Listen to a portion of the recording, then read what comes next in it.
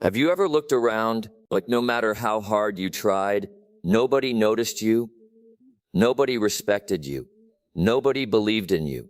And the worst part, you slowly started losing belief in yourself. That was me. But if someone had told me back then that one day people would look at me differently, that I would become the kind of person others admired, I would have laughed in their face, because there was nothing special about me. At least, that's what I thought. Growing up, I was just another boy in the crowd. Average grades, average looks, average talent. Whenever teachers asked questions in class, there was always someone smarter. Whenever there was a competition, there was always someone better. Whenever attention was given, it always seemed to go to someone else. I wasn't the strongest. I wasn't the funniest. I wasn't the most popular. I was invisible. And after years of being invisible, you begin to accept it. You begin to believe that maybe you're meant to stay that way. I remember walking home from school one afternoon. A group of boys were gathered around one of the most popular students. Everyone was laughing at his jokes. Everyone wanted to be around him. And I remember looking at that scene and asking myself a question that changed my life. What does he have that I don't? At first, I thought the answer was confidence. Then I thought it was looks. Then I thought it was luck. But years later, I discovered something important. Most people spend their lives focusing on what they don't have. Very few focus on what they can build. And that was my first lesson. Stop comparing your starting point to someone else's finish line. The comparison will destroy your confidence before your journey even begins. Back then, I didn't understand that. So I kept comparing myself to everyone until one day something happened. A teacher handed back our test papers. I had failed again. The classroom erupted with laughter as some students celebrated their high scores. I stared at my paper, and for the first time, I wasn't angry. I wasn't embarrassed. I was tired. Tired of feeling like a loser. Tired of watching everyone move ahead. Tired of making excuses. That afternoon, I sat alone and made a decision. A simple decision. I would stop trying to impress people and start trying to improve myself. It sounds obvious now, but at the time, it changed everything. Because most boys are obsessed with being noticed. They want people to clap for them before they've earned applause. They want respect before they've built character.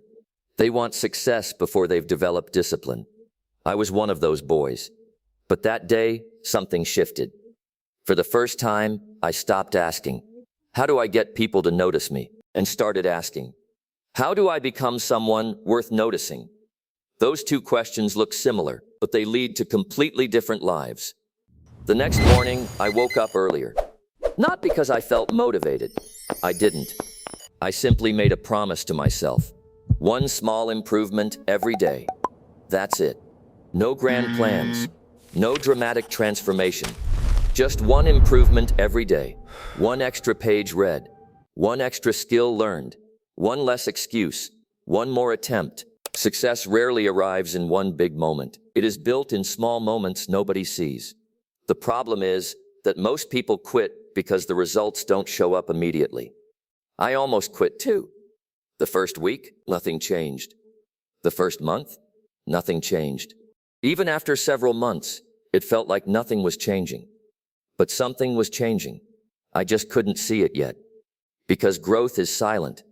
You don't notice a tree growing every day, but leave it long enough, and eventually everyone sees the difference. Most boys give up during the silent season. The season where effort produces no visible reward. And that season is exactly where futures are built. As time passed, I started noticing small victories. I understood lessons faster. I became more disciplined. I felt more confident speaking to people.